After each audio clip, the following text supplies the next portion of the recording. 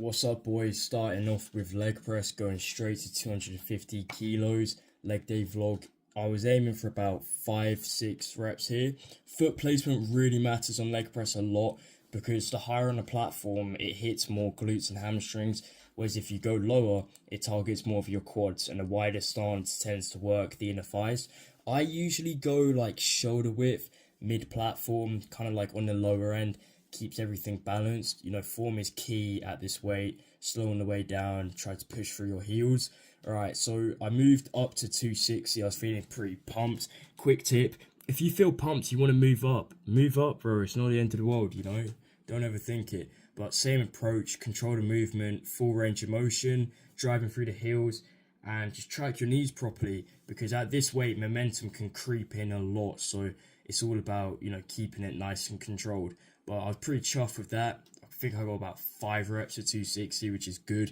But as said, if you want to go for a PR, just go for a PR. Worst thing, you fail, move on, try again. But yeah, next, seated hamstring curl.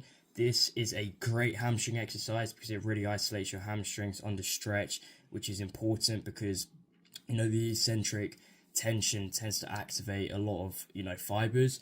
Just make sure here to not swing the weight, keep your knees at a comfortable position with the pad, and just kind of drive your heels downwards, right? Because lifting your hips shifts works away from the hamstring, so just keep your hips down, control movement. Again, full range of motion, can't stress this enough, and just really focus on, that mind to muscle connection with your hamstrings, just feeling the movement as you go up and go down. You can do lying, it doesn't really have much of a difference, but I personally just prefer seated because I feel like I have more control, but it's down to you. But yeah, I was doing about 67 kg here, which was good because went up about 5 kg from last session.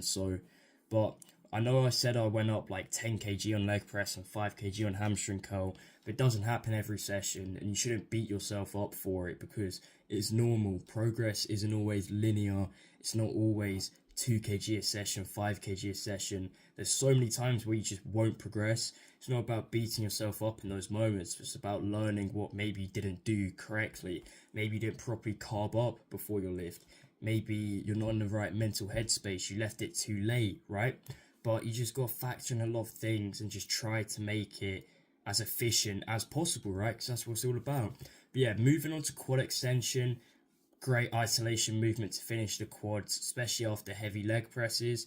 Make sure the machine pivot lies up with your knees to protect the joint, because this one here can absolutely destroy your kneecaps if you do it wrong. Trust me, I learned that the hard way from ego lifting. But yeah, great exercise, helps build your quads. Obviously, the rectus femoris kind of gives you a defined look. It's just a really good exercise for building mass overall on your quads and just really developing that, bulky, shredded look in a way.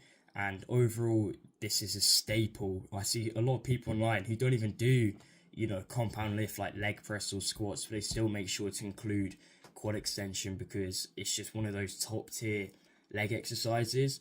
But that's pretty much it with the leg extension. It's not a complicated one. It's pretty easy to do. Just lift your leg up and down.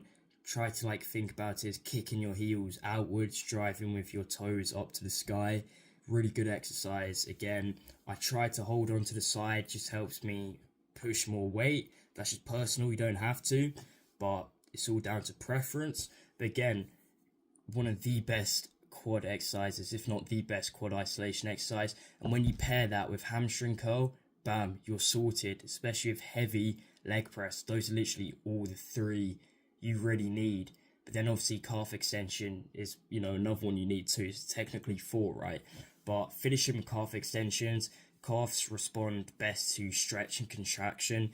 You can do long length and partials, which means you don't do the full movement. Studies have shown you still get similar results. But just make sure on this one to go slow. Really feel the stretch at the bottom, squeeze at the top. Avoid, trying to bounce. The reps should be what I like to call deliberate reps, which is when you're not passively doing it. You're making every rep count. But this one here, you don't have to do lighter weights. You can do, 4 to 8 reps. But yeah, that's pretty much it for my leg day. Stay tuned for more vlogs coming out in January. Catch you in the next one.